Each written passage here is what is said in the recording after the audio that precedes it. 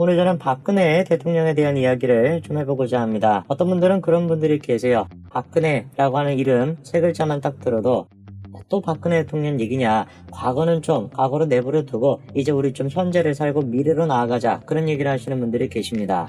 과거는 과거로 두고 우리 현재를 살자, 미래로 나아가자 라고 얘기하시는 분들은 박근혜 전 대통령이 뭔가를 잘못을 했으니까 법적인 어떤 문제가 있고 헌법적인 무슨 문제가 있으니까 탄핵을 당했겠지, 그렇게 생각을 하시는 분들이 많습니다. 오늘 제가 영상을 통해서 그런 분들께 다음과 같은 사실을 알려드리고 싶습니다. 박근혜 전 대통령은 법적인 문제, 헌법적인 문제가 있어가지고 탄핵을 당했던 것이 아닙니다.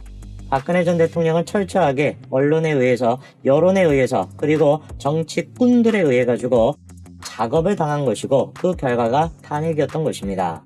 제 영상을 끝까지 한번 보십시오. 그리고 박근혜 전 대통령의 탄핵이 뭐가 잘못됐는지 여러분들이 현실적으로, 이성적으로 판단해 보시기 바랍니다. 어떤 내용인지 같이 한번 좀 보시죠.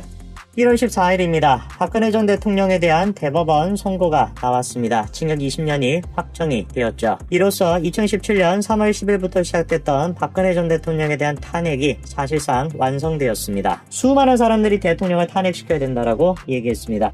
수많은 사람들이 대통령이 죄를 지었다라고 얘기했습니다. 제가 질문해 볼까요? 대통령이 지었던 죄는 도대체 뭡니까? 여러분들이 생각하고 계시는 상상으로 만들어진 그 죄 말고 법원에서 인정을 해줬던 죄는 도대체 뭐가 있었습니까? 박근혜 전 대통령에 대한 탄핵의 근거는 다음과 같습니다. 대통령 재임 중 최서은 씨와 함께 삼성, 롯데 등 대기업에게서 뇌물을 받은 혐의가 유죄로 인정돼서 징역 15년과 벌금 180억 원을 받았죠. 최서원 씨와 뇌물을 받았다라고 하는 혐의, 저게 이제 박근혜 전 대통령에 대한 탄핵의 근거였습니다. 그러나 놀랍게도 박근혜 대통령이 탄핵을 당할 당시까지 저 혐의에 대한 재판 결과는 나오지 않았었습니다. 재판 결과가 나오지 않았음에도 불구하고 그게 탄핵의 근거로 쓰였고 실제로 탄핵이 됐습니다. 이게 말이나 됩니까? 말이 안 되는 건 여기서 끝나지가 않죠. 박근혜 전 대통령은 최서원 씨와 뇌물을 받았다라고 지금 얘기하고 있습니다. 그러나 박근혜 대통령이 받았던 뇌물은 1원 하나 없습니다. 뭐를 근거로 도대체 그러면 박근혜 대통령이 최서원 씨와 함께 뇌물을 받았다라는 것일까요?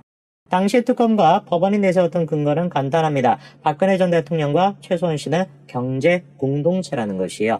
한마디로 해가지고 한 몸이다 이겁니다. 최서원 씨가 받은 게 곧 박근혜가 받은 거와 똑같은 것이다 라는 식의 논리죠. 여러분, 이런 식의 판결 결과를 들어본 적이 있습니까? 이것이야말로 네 죄를 네가 알렸다, 이런 식의 지금 판결인 거 아닙니까? 가족이라고 할지라도, 심지어 가족이라고 할지라도 가족 중에 한 명이 뇌물을 받았다라고 한다면 그 사람이 처벌을 받는 것이지, 가족이기 때문에 니도 한 몸이기 때문에 너도 마찬가지로 뇌물죄가 성립이 돼야 된다, 이런 식의 판결은 존재할 수도 없고 존재해서도 안 되는 것입니다.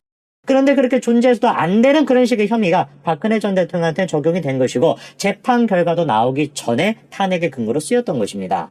이번에 대법원 판결이 나오고 박영수 특검팀이 이렇게 얘기를 합니다. 뇌물을 받은 사람 모두 유죄가 확정된 만큼 뇌물을 준 이재용 삼성전자 부회장 또한 마찬가지로 합당한 판결이 나오길 기대한다. 뇌물을 받은 사람 모두라고 표현하는 것조차도 거짓말인 거 아닙니까? 박근혜 전 대통령 한 푼도 받은 적이 없습니다. 그럼에도 불구하고 계속해가지고 뇌물을 받았다라고 주장하고 있는 것이에요. 더 어이가 없는 것이 뭡니까? 법원의 판결이 일관되지가 않아요. 줬다라고 하는 사람은 무죄가 나왔고 받았다라고 여겨지는 사람만 유죄가 나왔습니다. 이런 식의 판결이 어떻게 가능할 수가 있습니까? 둘 다 유죄를 판결을 하든지 둘 다 무죄 판결을 하든지 준 사람이 있으면 받은 사람이 있어야 되는 것인데 준 사람은 없다라고 하고 받은 사람만 있는 이런 식의 판결이 어떻게 가능할 수가 있겠습니까? 박근혜 전 대통령에 대한 혐의 두 번째가 또 뭐였습니까? 국가정보원 특수활동비 35억 원을 상납받은 국고손실 등의 혐의도 유죄가 인정이 돼서 징역 5년이었습니다. 저것도 지금 말이 안 되는 판결인 것이죠. 특수활동비, 그게 박근혜 정권에만 있었습니까? 모든 정권에 다 있는 게 특수활동비입니다. 근데 그게 마치 죄가 되는 것처럼 프레임을 지금 씌우고 있는 것이고, 그렇게 프레임을 씌우기 위해서 끄집어낸 게 지금 뭐예요? 국고손실죄예요. 국고손실죄를 대통령한테 적용시킨다라는 거, 그거 자체가 넌센스입니다. 왜? 국고손실죄는 누구한테 적용이 되는 겁니까? 법령의 규정에 따라서 국가의 회계사무를 집행하는 자 또는 보조자에게 적용이 되는 게 국고손실죄입니다. 집행하는 사람이 아니죠. 원래 애당초 국고손실죄라는 것이 대통령한테 적용될 수가 없는 것입니다. 그런데 특검과 법원이 만들었던 논리가 뭐예요? 대통령이라고 하는 사람은 국가 전반에 발생하는 모든 사건에 대해 가지고 다 영향력을 끼칠 수 있기 때문에 적용이 될 수 있다 이겁니다. 저런 식의 논리가 만들어진다라고 한다면 문재인 대통령 진작에 지금 탄핵됐어야 되는 거 아니에요? 말이 안 되는 것이에요. 국고 손실이 발생했다라고 한다면 그거를 담당하고 있는 사람만 처벌하면 되는 문제입니다. 그거를 갖다가 대통령 탄핵에 대한 근거를 쓸 수가 없는데 징역 5년이 나온 겁니다. 마지막으로 박근혜 전 대통령에 대한 혐의가 또 뭐가 있었습니까? 새누리당 공천 개입 사건으로 유죄가 확정이 돼서 2년이 있었죠. 공천 개입을 했다라고 합니다. 박근혜 대통령이 어떻게 공천 개입을 했습니까? 공천이 어떻게 진행이 되고 있는지 그거에 대해서 질문을 하는 거, 그것조차도 공천 개입이라는 거 아니에요, 지금. 저 논리를 통해서 대통령에 대해서 징역 2년을 선고할 수 있다라고 한다면 문재인 대통령은 진작에 또 탄핵됐어야 되는 거 아닙니까? 금태섭 의원이 폭로를 했었죠. 뭐라고 폭로했습니까? 청와대가 지방선거 승리를 위해서 공수처 밀어붙이자라고 했다. 금태섭 의원이 폭로를 했습니다. 왜 저거는 도대체 탄핵의 근거로 안 쓰입니까? 왜 도대체 저거를 통해서 문재인 대통령 탄핵을 안 당하는 것입니까? 공수처라는 것을 지방선거를 위해 가지고 밀어붙이자. 저것이야말로 공천 개입이 아니면 뭐가 도대체 공천 개입입니까? 공천이 어떻게 진행이 되고 있냐? 그거를 물어보는 것조차도 징역 2년이 나왔는데 공수처를 지방선거를 위해서 밀어붙이자라고 하는 거, 그거는 도대체 몇 년이 나와야 되는 것입니까? 이거에 대해서 수사가 이루어지기나 했습니까? 박근혜 전 대통령을 탄핵시키자라고 그렇게 주장하셨던 분들, 저 부분에 대해서 문제를 한 번이라도 생각을 해보셨습니까? 박근혜 전 대통령에 대해서 인정이 됐던 3가지에 대해서 제가 다 말씀을 드렸습니다. 전부 다 징역형이 나왔습니다. 여러분들은 이 3가지를 듣고 셋 중에 한 가지라도 납득이 되십니까? 이거는 박근혜 전 대통령을 좋아하냐 안 좋아하냐 그 문제가 아니라니까요. 탄핵이라고 하는 것 자체가 말이 안 되는 것이었다라니까요. 더 제가 말이 안 되는 거 보여드릴까요? 여러분 이거 들으시면 충격받으실 겁니다. 자, 이게 바로 뭐냐? 박근혜 전 대통령에 대한 탄핵소추 의결서입니다. 그런데 마지막에 보면은 참고자료라고 나와 있는데 눈에 띄는 게 있어요. 21가지 정도의 참고자료를 지금 넣어놨는데 대부분이 지금 다 뭡니까? 기사, 인터뷰 기사, 보도자료 다 기사입니다. 저게 지금 뭐라고요? 고등학생이 무슨 수행평가로 만들어낸 그런 예비문서 같은 것이 아닙니다. 대통령을 탄핵시키는 데 썼었던 대통령 탄핵소추 의결서입니다. 그런데 그 대통령에 대한 탄핵소추 의결서에 참고자료랍시고 21가지를 지금 써놨는데 그 중에 대부분이 지금 다 뭡니까? 기사입니다, 기사. 언론 보도가 됐던 거, 언론 보도가 된 그 기사를 통해 가지고 대통령에 대한 탄핵의 근거로 썼던 것이에요. 탄핵소추 의결서에는 분명히 이렇게 나와 있습니다. 헌법 제65조에 따라 가지고 대통령을 탄핵시키겠다라는 거예요. 헌법 제65조가 뭡니까? 헌법이나 법률을 위반한 때에 대통령이 국회에서 탄핵소추가 될 수가 있다라는 겁니다. 헌법과 법률을 위반했다라고 한다면 그 기준이 뭐가 돼야 되는 겁니까? 재판 결과가 돼야 되는 거 아니겠어요?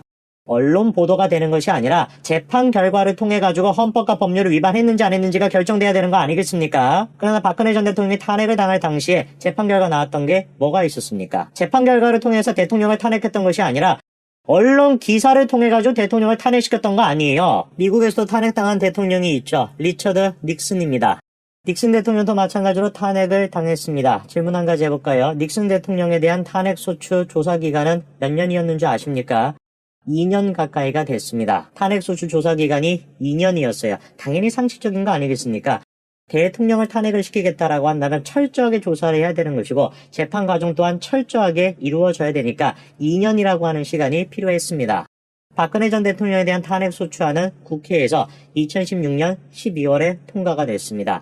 그리고 박근혜 전 대통령에 대한 헌법재판소의 탄핵 결과는 2017년 3월에 나왔습니다.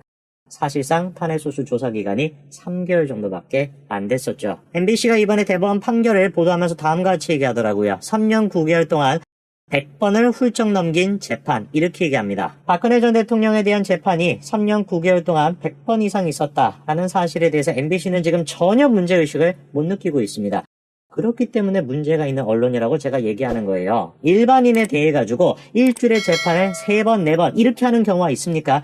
당연히 존재할 수 없고 당연히 말이 안 되는 것입니다. 왜? 일주일에 그런 식으로 재판을 많이 하게 된다면 재판으로서 보호받아야 되는 권리인 보호권이 제대로 지켜질 수가 없기 때문에 일주일에 재판을 3번, 4번 지금 3년 9개월 동안 100번 이상의 재판하는데 어떻게 그거를 다 참여할 수가 있습니까? 그런 식으로 재판을 많이 여는 것 자체가 말이 안 되는 것인데 그 재판에 대해서는 문제를 아무도 제기하지 않아요. 언론조차도 그런 식의 재판의 과정에 대해서 아무도 문제 제기를 하지 않습니다. 오히려 박근혜 전 대통령이 법치주의 정신을 무시하고 있다, 이런 식으로 프레임을 씌웠습니다. 저는 박근혜 전 대통령에 대해서 여러 가지 생각이 있을 수 있다. 정책적인 문제가 있을 수 있다. 다 받아들일 수 있습니다. 그러나 박근혜 대통령의 탄핵을 무시하고 가자. 박근혜 대통령의 탄핵은 정당한 것이었다. 이런 식의 주장은 결코 저는 받아들일 수가 없습니다.